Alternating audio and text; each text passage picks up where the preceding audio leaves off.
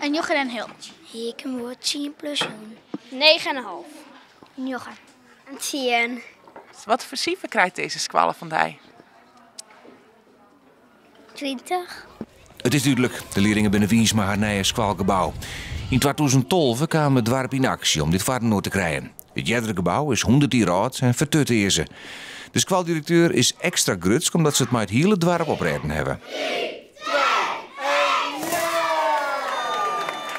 Dat geldt een heel goed gevoel. We hebben natuurlijk alle benen op squallen. We hebben het monopolie hierin lang waar. Dus alle benen wat je geboren wordt en wat je wennet, daar zit je op squallen. Daarom helpen we ik hier op een hoes voor alle mensen van Langwaar en omstreken. Dat ze echt zien kennen van jongens, wij hebben wij voor strijden, meisje al. En er binnen een soort hippe en moderne zaken om cent te litten. Nevens de directeur is het zelfs de energiezuinigste squallen van heel Nederland. Wij hebben 22 zonnepanelen op het dak, wij hebben vlierverwarming, we hebben LED-verlichting en we hebben CO2 in squallen. Dat het heel goed de smorgenlucht uitvoert en de kinderlucht weer in de lokaal brengt. Dus dat kan het beter.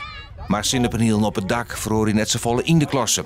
Toch verneemt juf Ibeltje dat de nieuwe omjouwing de band en haar wel helpt. Nou, op oorlogskwallen vernam ik altijd wel een soort onrust. En ik vaak ben mij pien in de holle, omdat de ventilatie daar, dat wie echt net meer goed. En het raam hier, dan weer het hartstikke koud en weer ze dicht en weer het smoorhiet.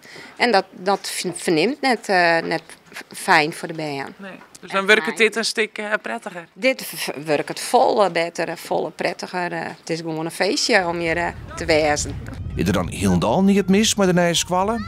Eén kritiekpuntje. Dat je minder speeltoestellen op schoolplein hebt.